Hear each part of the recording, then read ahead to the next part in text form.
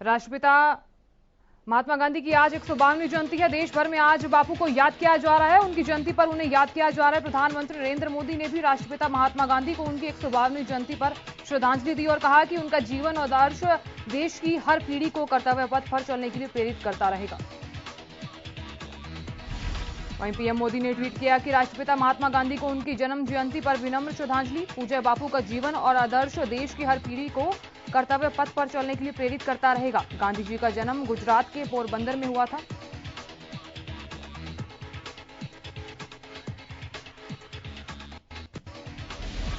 वहीं प्रधानमंत्री नरेंद्र मोदी ने शुक्रवार को स्वच्छ भारत मिशन अर्बन 2.0 की शुरुआत की। इस योजना के तहत देश के 500 शहरों में वेस्ट मैनेजमेंट को मजबूत करना, पीने के पानी की सुविधा को बेहतर करने का काम किया जाएगा।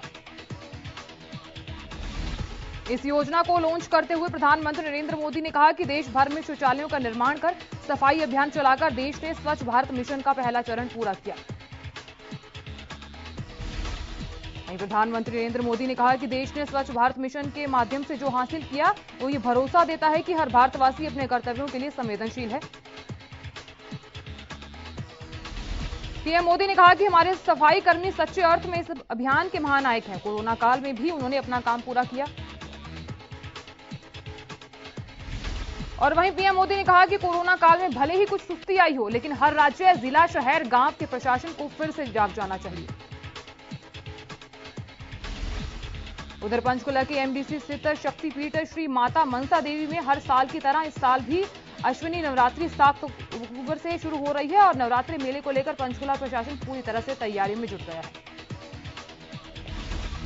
वहीं पंचकुला के श्री माता मनसा देवी शक्तिपीठ में शुरू होने वाले अश्विन नवरात्रों को लेकर हरियाणा विधानसभा अध्यक्ष ज्ञानचंद गुप्ता द्वारा एक बैठक की गई।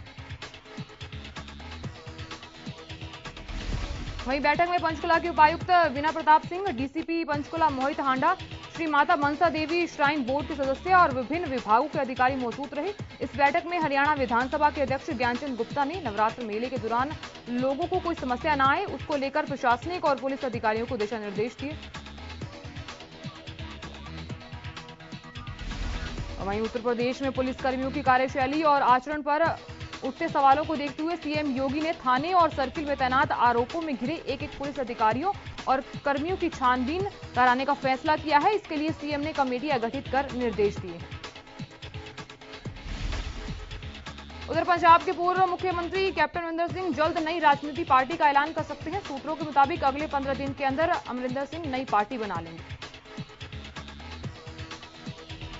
वहीं कैप्टन के सीएम पद से इस्तीफा देने के बाद से लगातार कयास लगाई जा रही थी कि वो बीजेपी में जा सकते हैं। उन्होंने हाल ही में गृह मंत्री अमित शाह और राष्ट्रीय सुरक्षा सलाहकार अजीत डोभाल से मुलाकात भी की थी। वहीं कैप्टन अमरिंदर सिंह गुरुवार को दिल्ली से चंडीगढ़ लौट आए। उन्होंने साफ कर दिया कि वो बीजेपी में नहीं जा रही हैं। उन्होंने यह भी कहा कि अब वो कांग्रेस में नहीं रहेंगे। उधर जम्मू कश्मीर के शोपिया में सुरक्षा बलों और आतंकवादियों के बीच मुठभेड़ हुई। मुठभेड़ के दौरान एक आतंकी को कब्जे में लिया गया है। यह आतंकी कौन है, इसके बारे में कोई और जानकारी नहीं मिली है।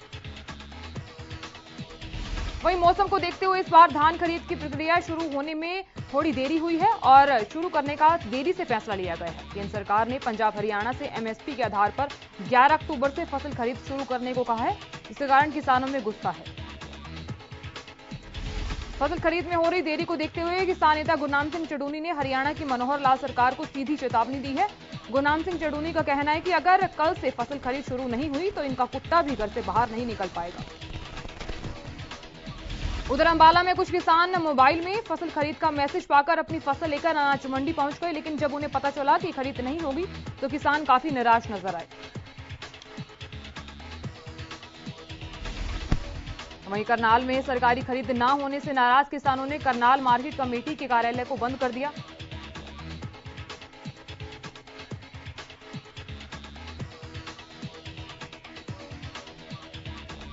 वहीं कैथल में भी किसानों ने कैथल मार्केट कमेटी कार्यालय को ताला लगा दिया और सरकार को चेतावनी देते हुए कहा कि अगर सरकार ने धान की खरीद शुरू नहीं की तो किसान कोई बड़ा फैसला ले सकते हैं।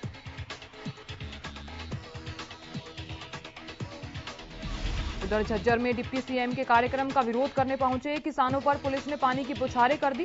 किसानों ने पुलिस द्वारा लगाए बैरिकेड्स तोड़ने का प्रयास किया था।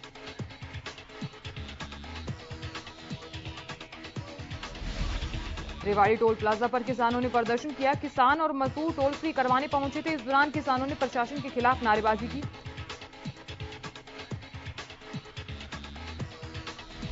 उधर सुप्रीम कोर्ट ने किसान आंदोलन को लेकर केंद्र और राज्य सरकार को फटकार लगाई है। सुप्रीम कोर्ट ने कहा कि हाईवे और सड़क इस तरह बंद नहीं कर सकते।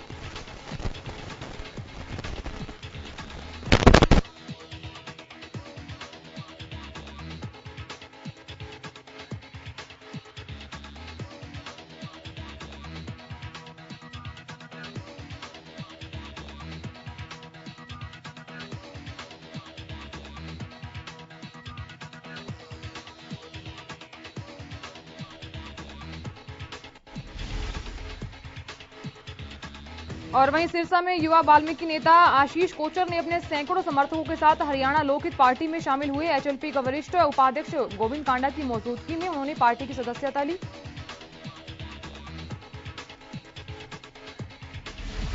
और वहीं गोविंद कांडा ने आशीष कोचर और अन्य को पार्टी चिन्ह वाला बैंड पहनाया और उन्हें पार्टी का झंडा सौंपते हुए पार्टी में शामिल करने की घोषणा की। गोविंद कांडा ने सभी का पार्टी में स्वागत करते हुए कहा कि हम जनसेवा के लिए राजनीति में आए हैं। हमने जनता से जो वादा किया उसे ईमानदारी से निभाने का काम किया है।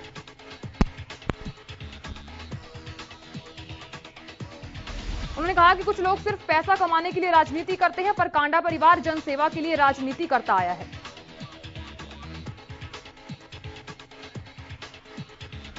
नेता प्रतिपक्ष भूपेंद्र सिंह हुड्डा ने धान की खरीद को लेकर सरकार को निशाने पर लिया। दरअसल हुड्डा ने कहा कि सरकार ने धान खरीद में अन्नदाता का मजाक बनाकर रख दिया है।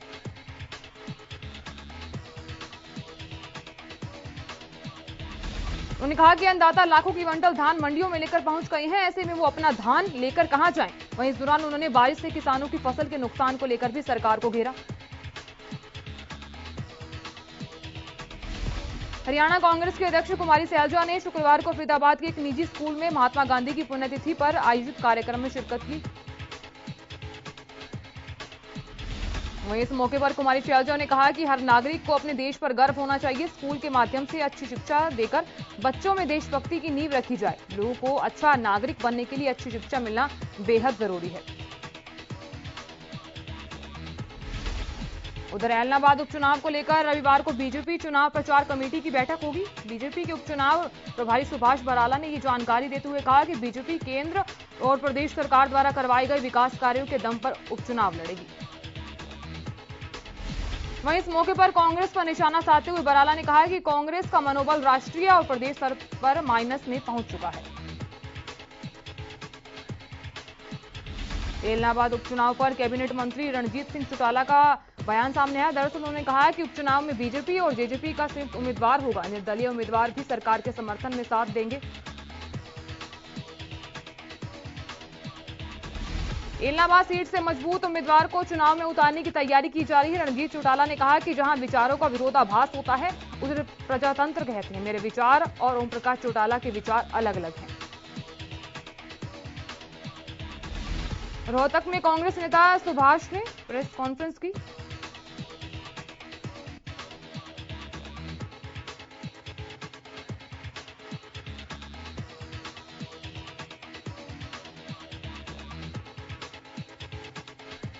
उधर किसानों के विरोध में उप मुख्यमंत्री दुष्यंत चौटाला झज्जर पहुंचे। इस मौके पर डिप्टी सीएम द्वारा लोगों को स्वच्छता की शपथ दिलाई गई। वहीं इसके बाद मीडिया से बातचीत करते हुए ऐलनाबाद उपचुनाव को लेकर दुष्यंत चौटाला ने कहा कि हम गठबंधन में चुनाव लड़ेंगे। इसे लेकर बीजेपी और जेजेपी की अलग अलग मीटिंग चल रही है और ऐलनाबाद में गठबंधन की जीत पक्की है। वहीं इस मौके पर फसल खरीद में देरी पर उन्होंने कहा कि फसल में नमी के चलते खरीद की तारीख को आगे बढ़ाया गया है। वहीं उन्होंने बताया कि बारिश के चलते किसानों की खराब हुई फसल के स्पेशल गिरदावरी के आदेश दे दिए गए हैं। वहीं इस दौरान उन्होंने कांग्रेस पर निशाना साधते हुए कहा पंजाब से कांग्रेस के खात्मे की शुरुआत हो चुकी है। हरियाणा के पुरातत्व और संग्रहालय विभाग के प्रधान सचिव अशोक खेमका ने नूंह और फिरोजपुर झिरका अनाज मंडी का दौरा किया। वहीं खेमका में फसल खरीद को लेकर जरूरी दिशा निर्देश भी दिए गए। प्रधान सचिव ने ऑक्शन रजिस्टर को भी चेक किया। खेमका ने ई नेम बिड का पूरा विवरण लिया। साथ ही अशोक खेमका ने कहा कि मेवात की अनाज मंडियों में बिजली पानी की कुछ समस्या है, उनका जल्द समाधान करवा दिया जाएगा। उधर देश भर में प्याज और टमाटर के दाम आसमान छूते जा रहे हैं। पहले के मुकाबले प्याज और टमाटर से दाम दोगुने भी हैं, जिस वजह से लोगों की रसोई का बजट बिगड़ गया है। उधर फतेहाबाद में सब्जियों के दामों में भारी उछाल देखने को मिला। गोभी बैंगन के दाम बढ़कर 50 रुपए प्रति किलो हो गए हैं। प्याज के दामों में भी बढ़ोतरी देखने को मिली है। उधर प्रदेश में 24 घंटों में कोरोना के 18 नए मामले सामने आए और वहीं गुरुग्राम में 8 नए मामलों की पुष्टि हुई है।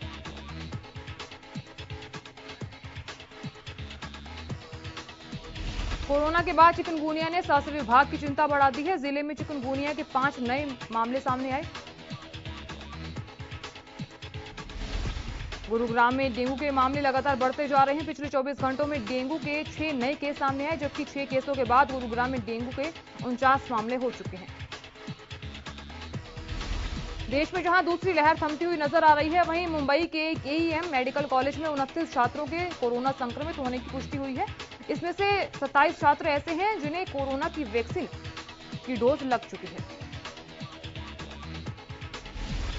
2 छात्रों को इलाज के लिए सेवन हिल्स अस्पताल में भर्ती करवाया गया है, वहीं अन्य छात्रों को क्वारंटीन किया गया है। ये सभी छात्र वायरस की चपेट में कैसे आए, इसकी जांच की जा रही है।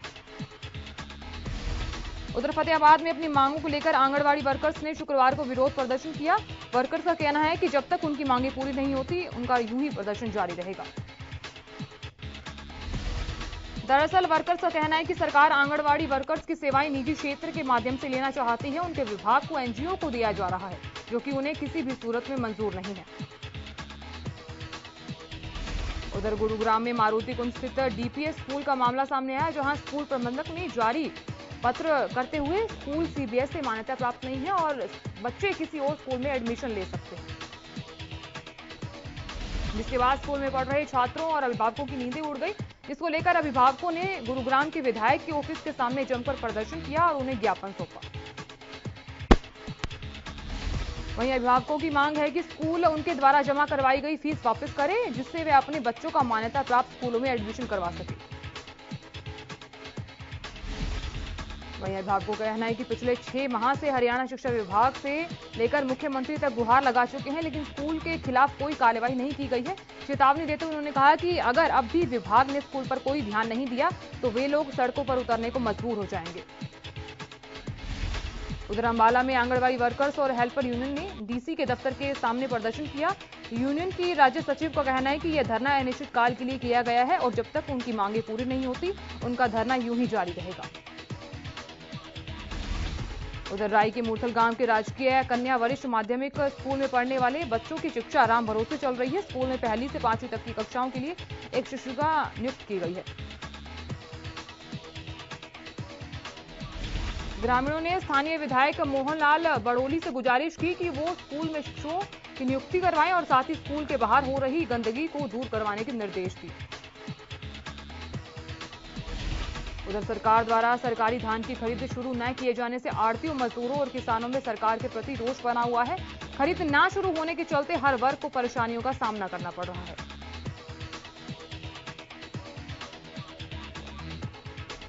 आढ़ती एसोसिएशन के प्रधान मास्टर रघुबीर सिंह नैन ने सरकार से जल्द खरीद शुरू करने की मांग की है, ताकि किसानों की धान बारिश में खराब होने से बच जाए। उन्होंने कहा कि मजदूर की धान की लेबर पहले से कम होने के चलते उनमें भी सरकार के प्रति रोष बना हुआ है, जिससे वो भी हड़ताल पर जाने की बात कह रहे हैं। यदि लेबर नहीं बढ़ाई गई तो मजदूर काम नहीं करेंगे।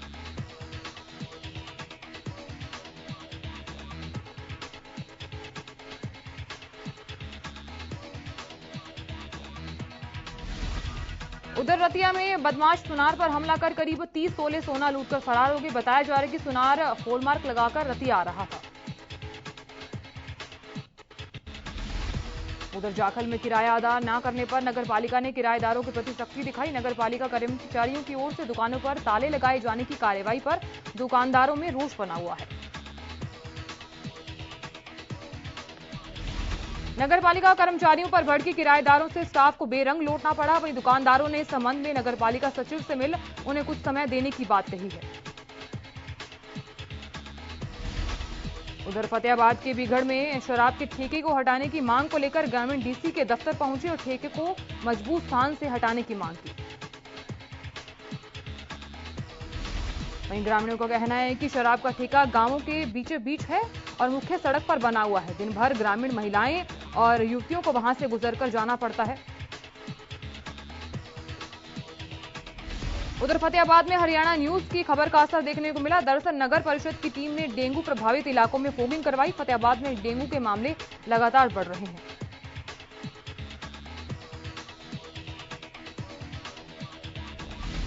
प्रदेश के अनाज मंडियों में मंडी मजदूरों ने हड़ताल का ऐलान कर दिया। धान सीजन के लिए सरकार ने मजदूरी दर जारी की थी, जिसके बाद मजदूर नाराज हैं। और वहीं सीजन के लिए सरकार ने प्रति बोरी मजदूरी पर 9 रुपये 54 पैसे निर्धारित की है, जबकि बीते सीजन में मजदूरी 12 रुपये 4 पैसे दी गई थी।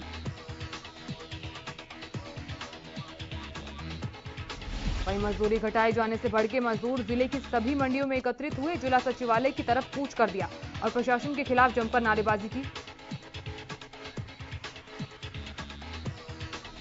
किसान आंदोलन के चलते सोनीपत नेशनल हाईवे बंद होने के बाद अब जब प्रशासन ने ग्रामीण क्षेत्रों की सड़कों से ट्रैफिक रूट डाइवर्ट किया तो ग्रामीण इलाकों की सड़कों की हालत खराब हो गई। जैसे ही खराब सड़कों का मामला सीएम मनोहर लाल के संज्ञान में आया, उन्होंने तुरंत खराब हुई सड़कों की मरम्मत करवाने के निर्देश दिए और कार्य को पूर्ण करवाने के लिए करोड़ों रुपए की ग्रांट भी अलॉट कर दी। सीएम के निर्देश के बाद प्रशासन भी हरकत में आ गया है और यहां खराब सड़कों का निर्माण युद्ध स्तर पर भी किया जा रहा है। सोनीपत के राय क्षेत्र से पीडब्ल्यूडी विभाग की निगरानी में ग्रामीण क्षेत्रों की जर्जर और टूटी हुई सड़कों को बनाने का काम तेजी से चल रहा है। और वहीं जर्जर सड़कों के निर्माण होने से स्थानीय लोगों के साथ ही वाहन चालक भी सरकार का शुक्रिया अदा करते हुए दिखाई दिए। वहीं गोहाना के एसडीएम ने जलभराव की स्थिति का जायजा लेने के लिए प्रशासनिक अधिकारियों के साथ कई गांवों का दौरा किया। इस दौरान उन्होंने संबंधित अधिकारियों को मौके पर ही बरसाती पानी के जलभराव की निकासी के लिए कार्य में तेजी लाने के निर्देश दिए ताकि किसानों की फसल को बचाया जा सके और गेहूं की फसल बोने में किसी प्रकार की समस्या का सामना न करना पड़े। वहीं इस दौरान मौके पर जेई विनोद कुमार और एक्सीएन मनदीप गुलिया ने कार्य अति शीघ्र शुरू करवाने का आश्वासन दिया। बहादुरगढ़ में स्वास्थ्य विभाग की बड़ी लापरवाही देखने को मिली है। दरअसल यहां डॉक्टरों ने एक महिला की समय से पहले ही डिलीवरी कर दी, इसके चलते नवजात की मौत हो गई।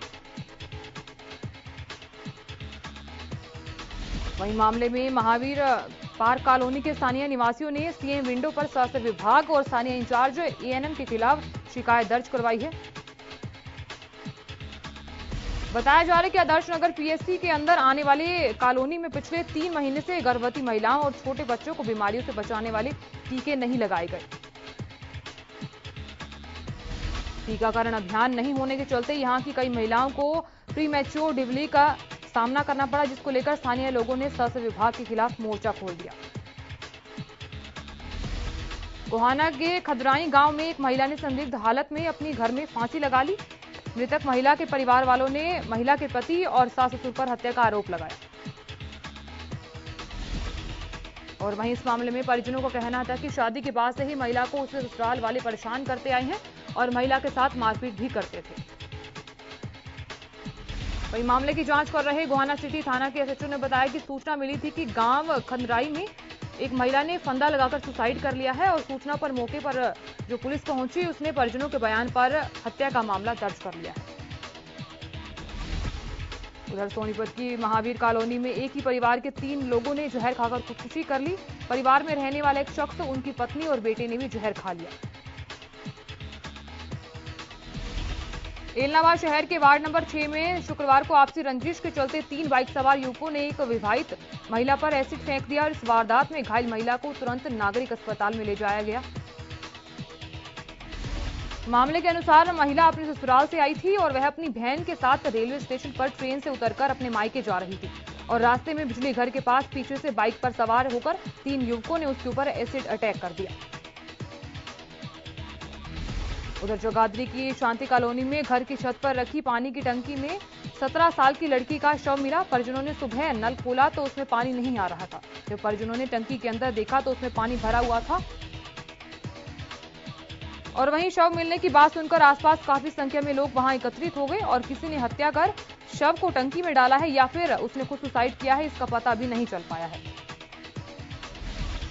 जबकि नीचे वाले कमरे में उसकी बहन रहती है। इस मामले में पुलिस चौकी इंचार्ज गुरदयाल सिंह ने बताया कि उन्हें जैसे ही इस घटना की सूचना मिली तब पुलिस की टीम तुरंत मौके पर पहुंची और पोस्टमार्टम के लिए भिजवाया।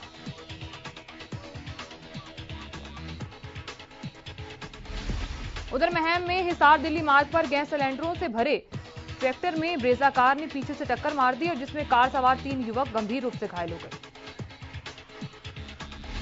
घायलों को तुरंत राहगीरों ने उपचार के लिए रोहतक पीजीआई भेज दिया। बड़ी बात यह रही कि गैस सिलेंडर से भरे हुए ट्रॉली में कोई सिलेंडर नहीं फटा, जिससे एक बड़ा हादसा होने से बच गया। उधर चीन के नागरिक अस्पताल में उस वक्त अफरा तफरी का माहौल बन गया जब तीसरी मंजिल पर रखे कबाड़ में आग लग गई। वहीं आग लगने की सूचना पर फायर विभाग की गाड़ियां मौके पर पहुंची और काफी मशक्कत के बाद आग पर काबू पाया गया। आग कैसे लगी इसके कारणों का भी खुलासा नहीं हो पाया है।